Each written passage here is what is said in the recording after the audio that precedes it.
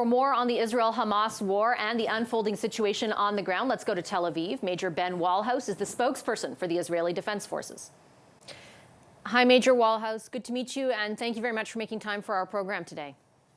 Thank you for having me. I wanted to start off with the situation on the ground, Major. Can you confirm Israel has completely secured the border at Gaza? Yes, well, we are at war. It started 4 days ago with hundreds of Hamas terrorists streaming across the border and massacring women, children, soldiers, entire families. They took tens of hostages, abducted people, also women, children, entire families into Gaza. And at the same time, attacks from the sea, from the air, and thousands of rockets being fired into our cities. Since then, we have closed the border from Gaza. We are securing the south. Our forces are still going house by house. These terrorists came into more than 20 towns and cities. We are going house by house and clearing those areas of the last of the terrorists.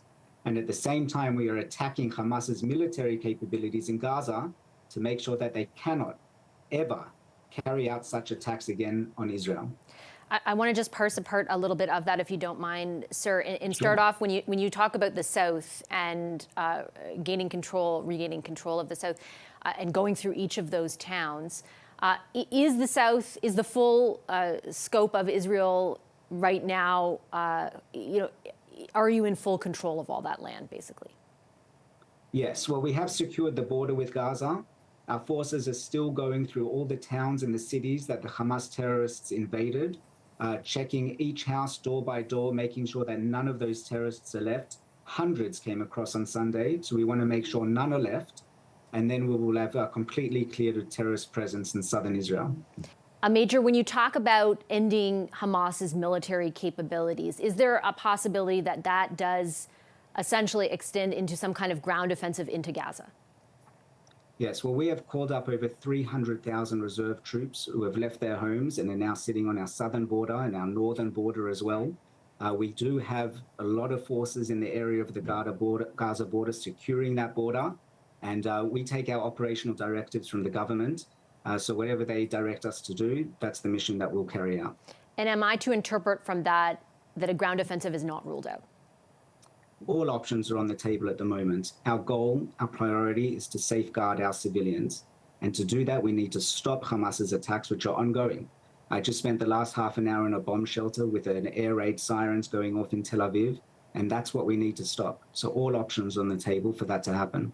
Is there a way to, and I ask this against the backdrop, fully aware that Hamas instigated this and launched just an attack that we have not seen the likes of before on Saturday on Israel, but is there a way to retaliate, to cut their military capabilities off without impacting so many civilians in Gaza, and in particular those who don't have water right now, for example, or access to more than a few hours of electricity?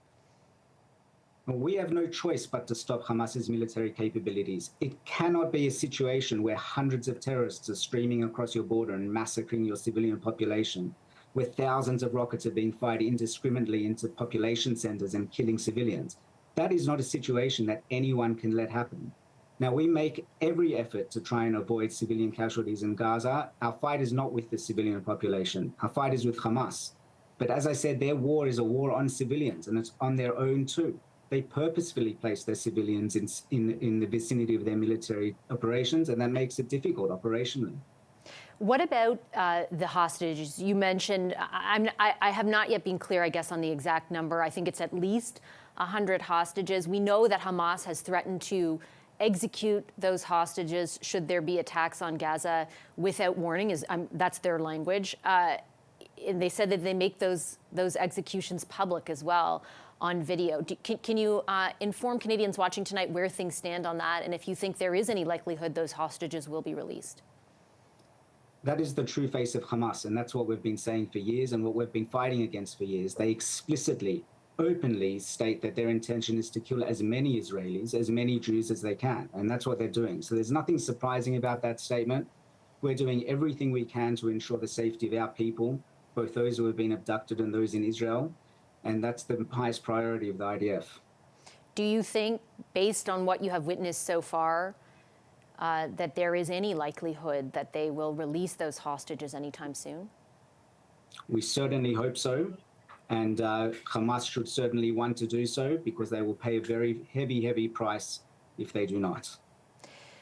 I think when a lot of us saw the scope of what happened Saturday and the coordinated nature with which Hamas attacked Israel, many people started asking questions about the potential for Iran to have been involved in that. I listened to the White House say that, it's not surprising to ask those questions given the extent of, for example, their financial backing of Hamas, but that right now the U.S. does not have any intelligence in their hands that purports to show a quote-unquote smoking gun per se. From Israel's perspective, what is the scope or the breadth of Iran's involvement, and do you have any proof of it at this point? Well, Iran's involvement in terrorism in the region is nothing new. They openly support, they openly provide funds, they openly provide training, weaponry to Hamas and other terrorist organizations in the area. So that's nothing new for us. Hamas has been governing Gaza for 15 years. Instead of helping to make it flourish, support their civilian population, with their backers like Iran, all they've done is turned it into a terror stronghold from which to carry out these attacks. Do you believe that they were involved in the planning of this attack in particular? Well, as both the US and Israel have said, that's classified intelligence information, which unfortunately I cannot get into publicly. Do you think there will be a point at which Israel's able to say unequivocally or not, we at least, not to share the specific evidence, I understand that completely, but to say there is evidence that purports to show that Iran was involved, or will it continue to be sort of, we assume so because of their past association with Hamas? And that'll be the decision for our government to make. It's a policy decision that I, as a military man, cannot get into. Understood. Major Wahlhaus, I also wanted to ask you about, and while again, I fully realize that your efforts are focused on responding to this attack right now, if you, like many people in Israel, were surprised at the fact that your very sophisticated intelligence systems were not able to see any part of this coming. That is certainly a question that we will have to deal with, and we have started to deal with in the coming weeks and months. There's a lot of questions that need to be answered, but at the moment, our country is under attack. At the moment, we have 1,000 people who have been killed, and constant rocket attacks, and constant terrorist attempted infiltrations into Israel. So our highest priority at the moment is stopping that and making sure that no other terrorist organization in the area thinks of joining in this fight. And on that point, are you confident that the intelligence system that Israel has right now will be able to adequately detect the possibility of more parts of the region getting involved or further attacks beyond what's happening already? We have called up over 300,000 reserve troops who are deployed all across our borders in ready, waiting for any sort of a terrorist organization that attempts to make any attack on our people. We have the unwavering support of our allies like Canada. The US, President Biden has just reiterated his support for Israel, which is being backed up by deeds. And so I'm certain that we can continue to defend our civilian population as needed. On that final point around your support from allies, I'd like to conclude, Major, and just ask you, because the U.S. has, and we just heard President Biden, as you alluded to, back up those calls of support with offering of military aid and very specific pieces of military aid.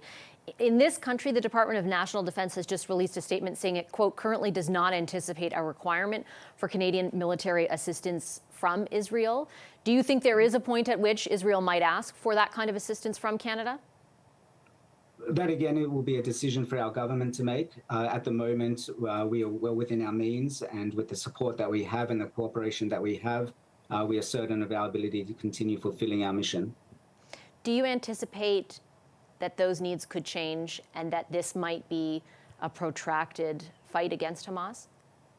This is a protracted fight. This will be a protracted fight. Hamas does not make it easy for us in Gaza by deliberately hiding behind its civilian population, by turning a territory that it's governed for 15 years into a terrorist stronghold full of tunnels and weapon storage sites in mosques and homes and hospitals.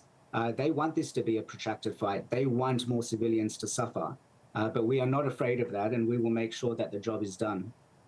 Major Wahlhaus, I really appreciate your time today. Thank you so much.